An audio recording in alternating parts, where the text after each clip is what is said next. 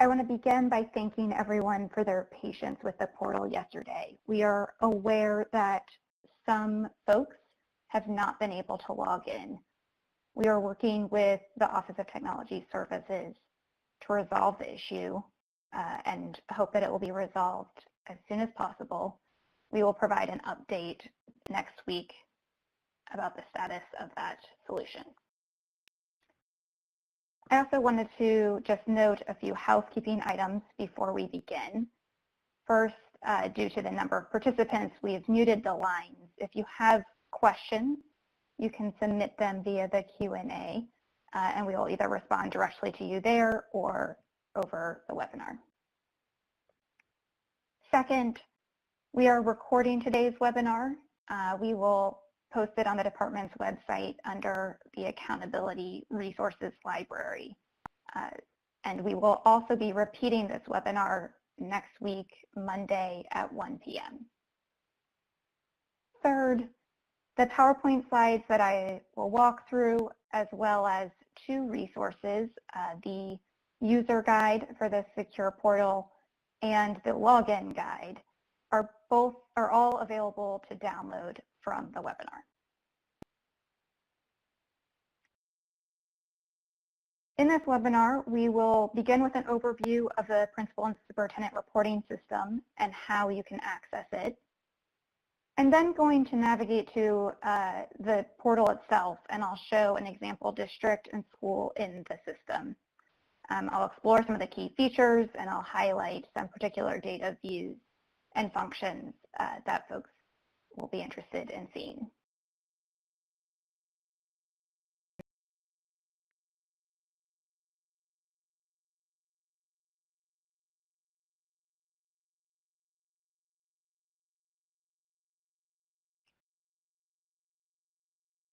The principal and superintendent portal is the first step in the school system planning process. The data that's in that portal is intended to support schools and school systems in analyzing results and prioritizing needs.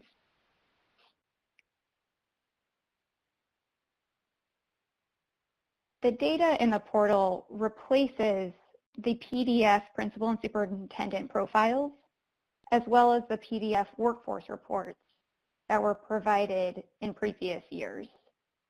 The portal includes information about school and school systems, as well as teacher and student performance.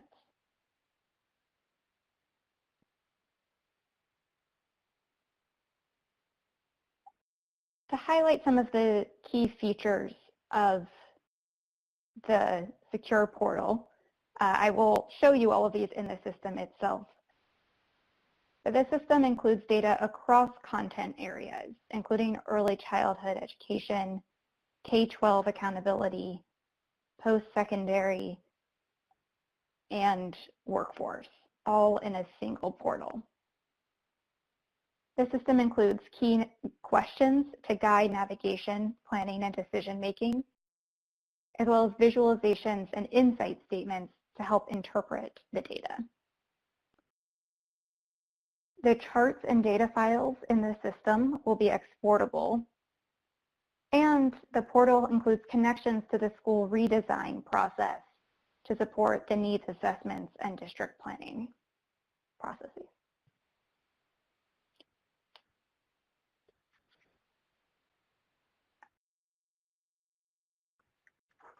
In a minute, as I mentioned, I'll launch the portal and walk through how to access those features. But I wanted to take a moment to talk about the accountability data that is accessible in the portal, as well as in spreadsheets that were shared via email with superintendents and charter leaders yesterday. The accountability data provided is simulations of school and district performance scores under the formula that was recently adopted in Bulletin 111. These are only estimates, and they are subject to change as data are refined. These estimates are based only on 2017 results. They do not include any changes that may occur this year. but we hope that they provide you with a view of the formula elements that have not previously been detailed, including calculations of student progress in your schools.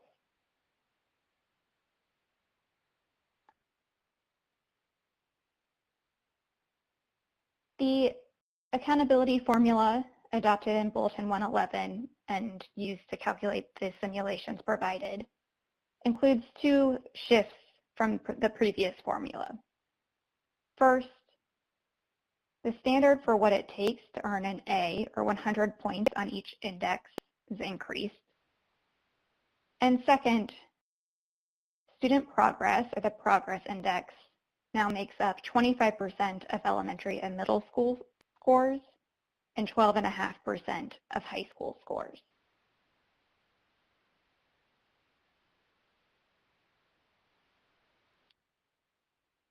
When Bessie endorsed the state's ESSA plan, they also directed the department to award not only the overall letter grade based on this formula, but they also directed the department to report letter grade equivalents for both status and progress on their own.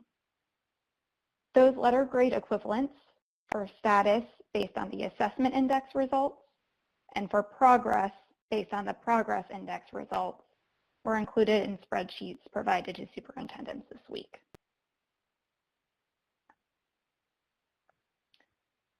In order to give schools time to adjust to the new standards, the letter grade scale will adjust by 10 points at the A, B, and C level beginning in 2018. That scale will adjust over time, once in 2022 and again in 2025, back to the baseline level. The scores that you've seen simulated under the new formula use the adjusted scale provided here for 2017, 2018 through 2021.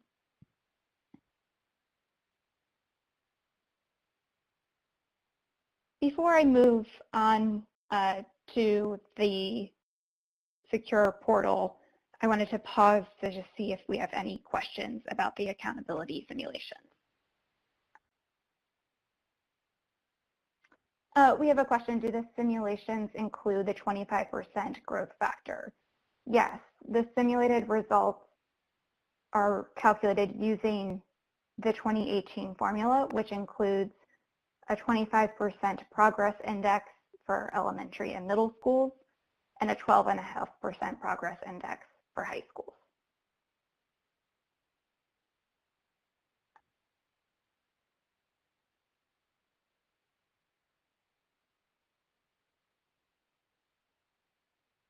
All right, I will keep moving.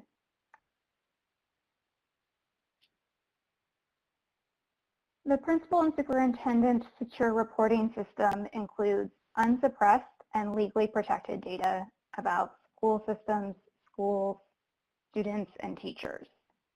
Therefore, the system is accessible only by secure login. Superintendents and principals, those are individuals who have been identified as a superintendent or principal in PEP, have access to the reporting system using their CVR credentials. There's a link included here to verify those credentials, as well as a link to the login quick access guide for more detailed instructions.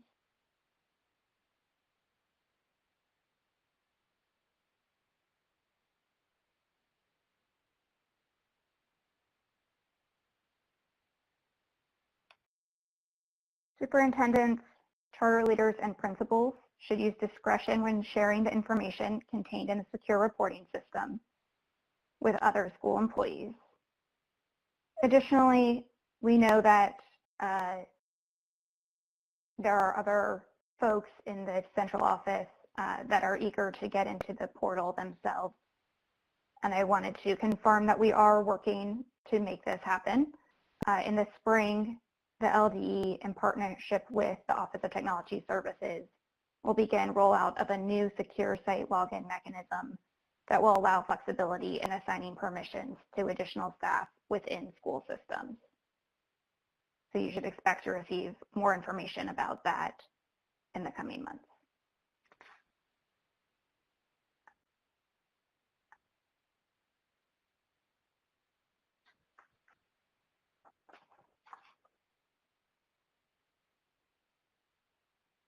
We have a question, will CPR managers have access to the portal? Again, only those individuals who are superintendents or principals identified in PEP reporting will have access to the system at this time.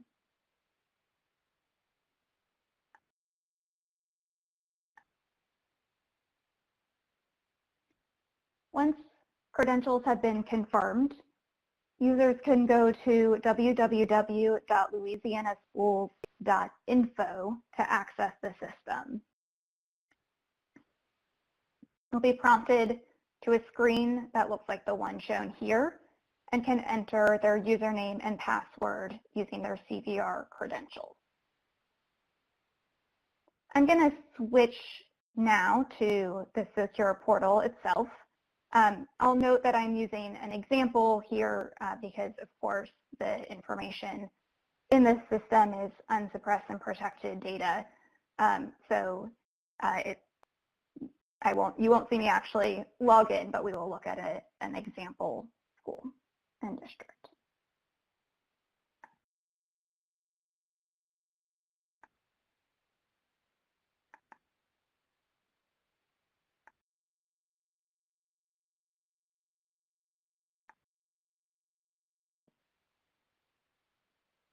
All right, so once logged into the portal, users will see a screen that looks similar to this. At the top of the screen, we have a number of tools that I wanted to highlight for folks. First, on the top left, there's an option to see planning rubric. Clicking on that will switch the view to the school redesign application rubric. This is embedded in the system to help users make connections between the information provided in the portal and the school system planning process. Where appropriate, the rubric has links to data in the portal directly related to that item in the rubric. For example, under Educator Evaluation and Support, if I click the data view, I'm taken to the section of the Workforce Planning Report on evaluating teacher results. Next to the planning rubric view, there's a link to the technical guide. Clicking that will open a new tab with a document that includes details about all of the data included in the system, including frequently asked questions and information about the data sources and how frequently it's been updated.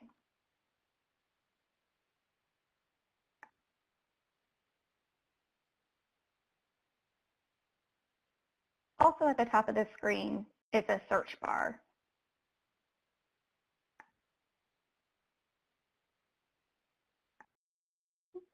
The search bar here is going to be mostly useful to our superintendent and district level users.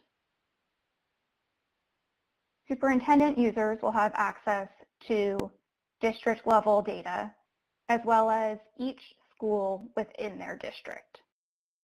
Principal users, of course, will see only their own school, so they won't have a use for this search bar.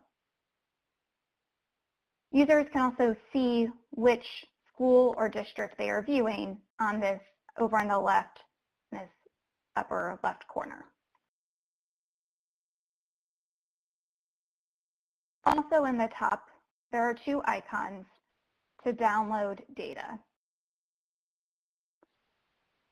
There are two different files that users can download.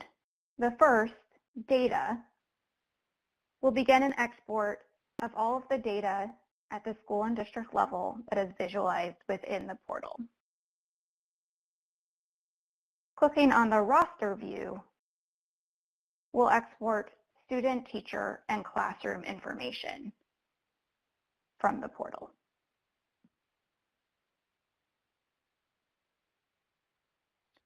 Now let's move to the data menu.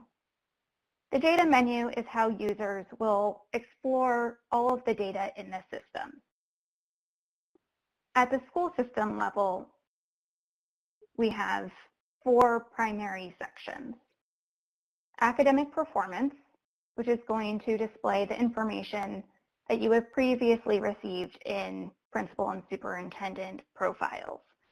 This is where simulated results under the new formula are provided, and they're broken out, as you can see, by each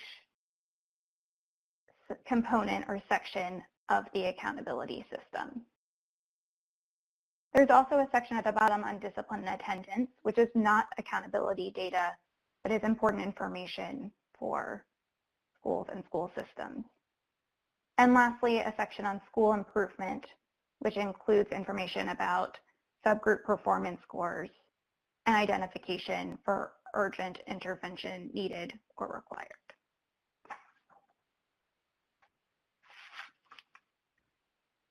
The early childhood section provides information from the 16-17 performance profiles and 15-16 practice performance profiles. For districts that also act as the lead agency for the Early Childhood Network, users will be able to see their results broken out by program type.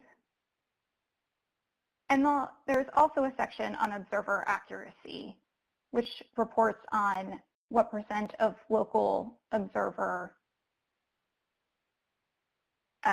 evaluations were replaced by third parties. The high school pathways section includes a number of reports that have previously been provided via FTP or another process with districts and schools. Under the On Track section, which will be available beginning in February 2018, users can see the % of their students by high school cohort who are on track to graduate in 4 years. The credentials section includes information about advanced placement, participation, and passage rates. And post-secondary outcomes includes information about students enrolling in college. Lastly, the workforce planning section includes the information that was previously provided in the workforce reports, which were PDFs provided to districts.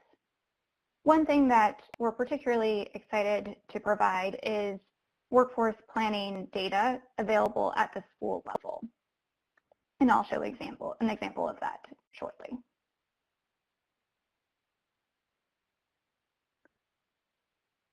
Before I move on, I wanted to pause and see if we have any questions about the data that's provided in the portal.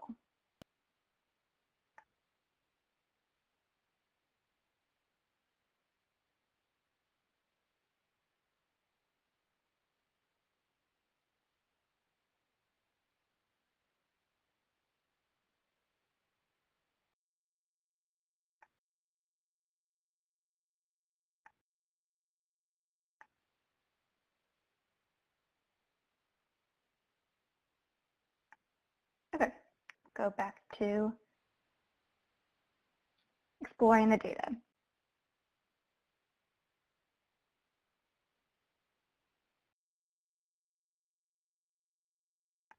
So the data menu will vary for district level users as opposed to school level users. So to show an example, I'm going to switch now to an example of an elementary school user. Here, when I click the data menu, you'll see they no longer have a section on high school pathways, since that's not relevant. They also have fewer items listed under academic performance because the school only has the elementary school components of their SPS. Lastly, at the school level, data on early childhood accountability is listed under academic performance. I'm going to click on the Student Progress K-8 section to explore what the data looks like in the system. So once you've clicked on a particular section, you'll see the name of the category and section that you are in listed right here. Next, we have this option to change questions. The data in the system is organized by guiding questions. Generally, each section includes comparisons over time, comparisons to the district and state, and comparisons by subgroup. In the Progress Index section, we see further breakdowns, including comparisons of students on track to mastery and demonstrating growth relative to peers. And we also see breakdowns by subject and grade. I'm going to click on question 3. How did my grade 4 through 8 students earn points in the Progress Index? This question breaks down the Progress Index results by point level, starting with students who earned 150 points for scoring advanced, all the way down to students who earned no points because they were in the bottom 20th percentile in value added. At this school, we see that 39% of students are scoring advanced. This is a school with very high performing students. And we also see that overall, 48% of students earned an A+ or 150 points in the Progress Index.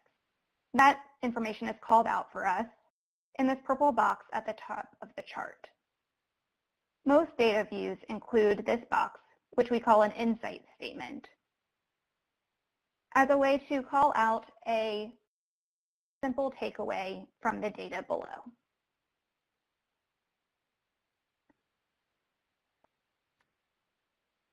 Lastly, most questions have this button at the bottom to show details. Clicking on that button will expand a table with more detailed breakdowns of the data provided above. In the district level view, these tables will show either district level data or school level details. In the school level view, we'll either see school level data as shown here, or student, classroom, or teacher level data, as I'll show an example in a minute. One cool feature is that the tables can be sorted. Here, because the growth index is based on 2 years of data, the results are broken out by year. So we can filter to view in order of years. Clicking on the header in the table 1 time sorts the data in ascending values, 2 times sorts it in descending values, and 3 times returns the default. We can also search the table. For example, I might only want to look at the growth to mastery section, and searching for that will filter the table to only those sections.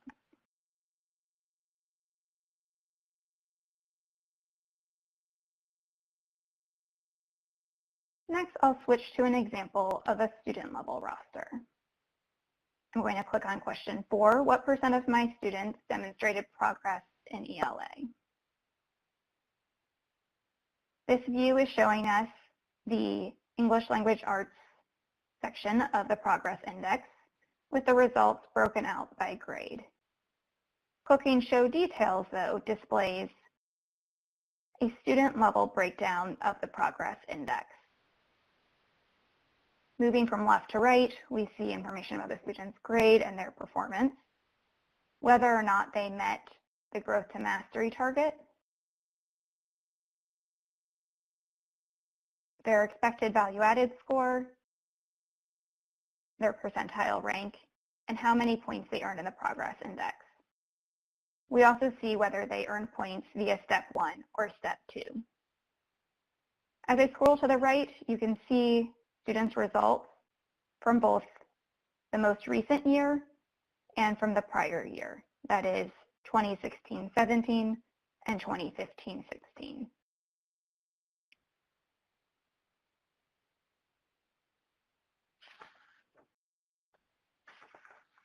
I also want to show an example of where you'll see teacher-level results. So I'm going to navigate into the workforce planning section, and we're going to click on the evaluating results section. Again, we can explore the data by using the change questions feature.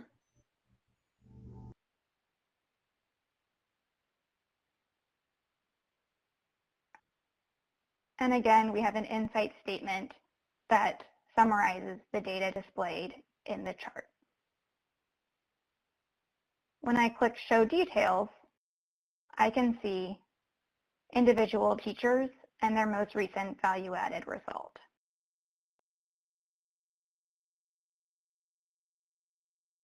Again, all of the data displayed in these tables can be exported via these buttons at the top. We're also working to add a function that will allow you to export these charts as visuals that you could then drop into a presentation or a grant application. We expect that function will be live no later than the end of January.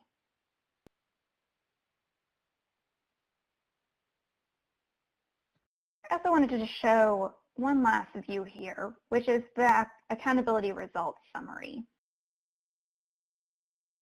This section is where you'll find the overall school performance score or district performance score using 2016-17 results simulated under the 2018 formula.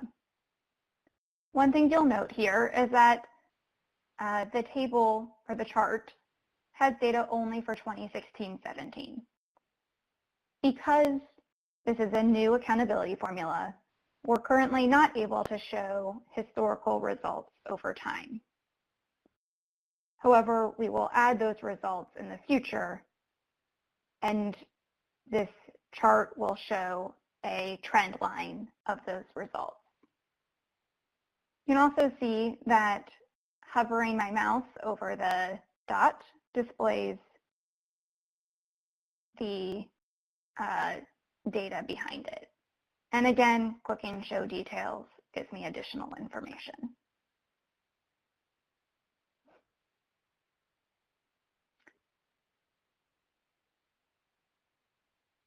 There's a couple questions that I wanted to answer for the group. One question was, why is grade 3 not included? And that question is about the progress index. I can jump quickly back to that view. So when we see the progress index broken down by grade, we don't see grade 3.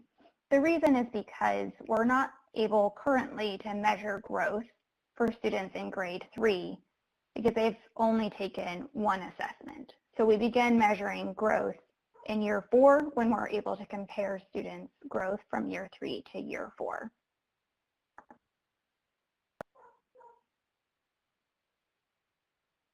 Another question was, will these models of percentile growth be provided in the future, or are we just showing what these reports will look like? These student level rosters are provided for this year, and we will continue to provide those in the future. They are a student level breakdown of the growth that students made, both via step 1 and step 2. Someone also asked, are all the reports printable? Right now, we don't have a specific print function, but just like in the School Finder tool, you can always go and print from the screen, and the print will display what is shown on your particular screen. We know, I've heard actually from a couple of folks that that's something people would be interested in. So we're working with our vendor to see if that's an enhancement we could add in the future. Additionally, once we add the ability to export the charts themselves, those can, of course, be printed as well.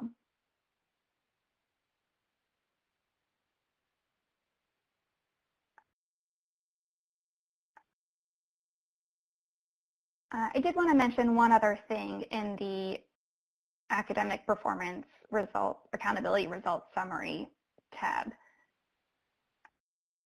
Again, on this first question, you can see the SPS and letter grade simulated under the formula. Clicking Change Question will allow you to explore the results on each index, both how it's changed over time, though again, this year that will show only 1 year, and how it compares to the district and to the state.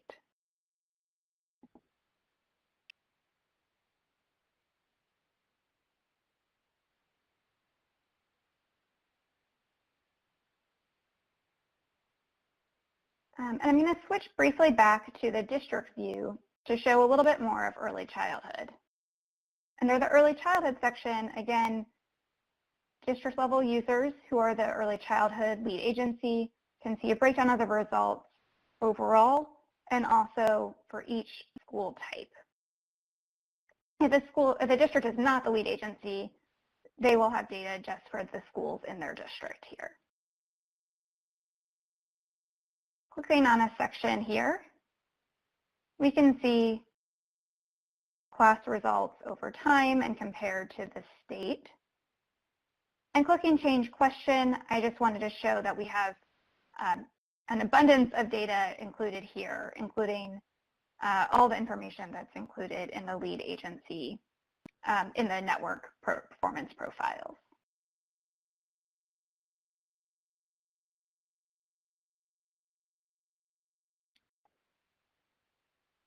Right. Those are all of the views that we wanted to show just to give an overview of, again, the key functions in the system and how to navigate to the data views that we know folks will be most interested in seeing. I'm going to switch back to the PowerPoint.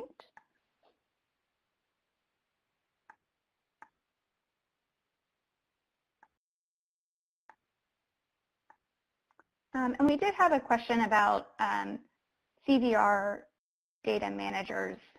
And again, I wanted to reiterate that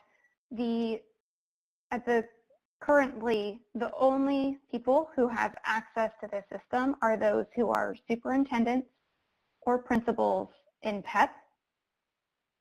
They will use their CVR credentials to log in.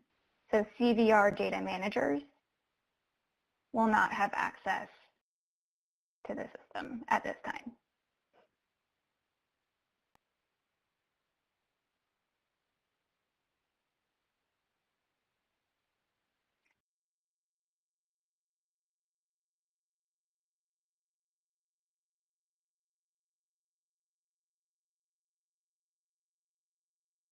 We also had a question about seeing the indices, and I realized I showed the question, but I didn't click on the view.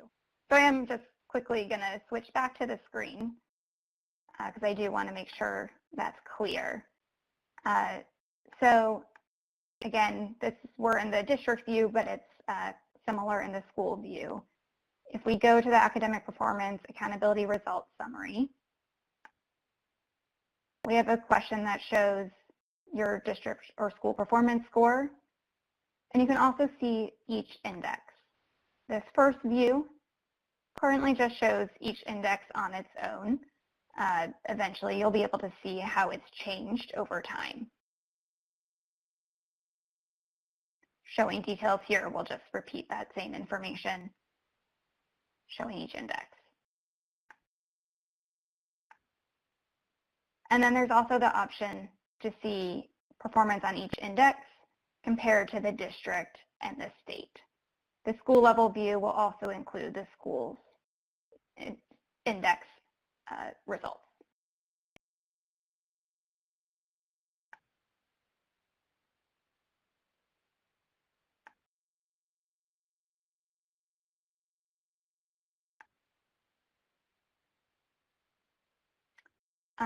The AI by subject is the assessment index that is by subject is also included. It's under the LEAP section, so the K-8 LEAP results section. You will find that there. I don't have that pulled up for this particular example school, but you'll be able to find that information there.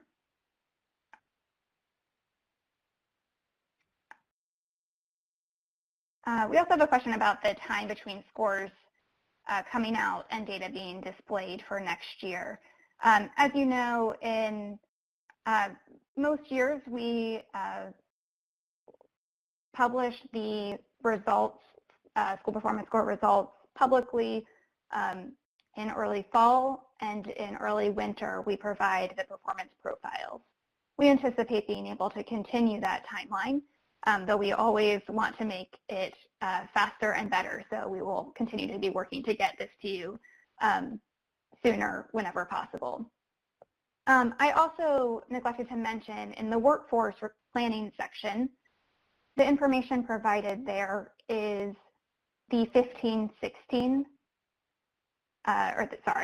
it is the 2016-17 workforce report data. This spring, that information will be refreshed with the 2017-2018 workforce report information.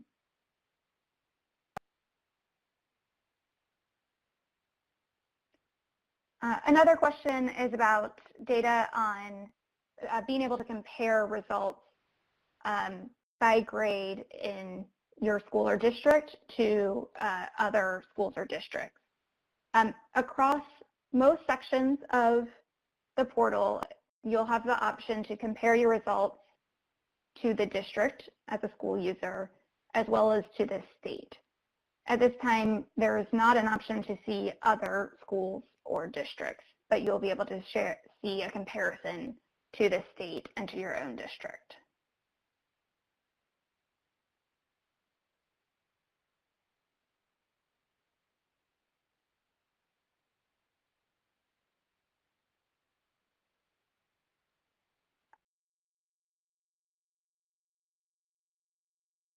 Great. I wanted to lastly direct folks to some additional resources that are available. I've already mentioned the user guide and the login guide. Both of those links are included here, and they can both be downloaded from the webinar as well. And they are posted on the department's website under the Accountability Resources Library. Additionally, folks can check out the School System Planning Guide and School Redesign Grant Application. This tool is step one in analyzing results and then prioritizing needs. And those guides and the application will walk school systems through that process. Lastly, of course, we only created this tool for you. It is our goal to ensure it is as user-friendly and that it provides information that you most need to do your work. So we welcome your feedback and want to do our best to be responsive to your requests. So please don't hesitate to email us at systemsupport@la.gov. Of course, with any questions about navigating and using the system, as well as feedback on how we could improve the system in the future. With that, I will stay on the line a bit to respond to questions if you haven't already asked them. And we will, as I mentioned, post the recording of this webinar on the department's website as soon as it's available. And we will be repeating this webinar on Monday at 1 p.m.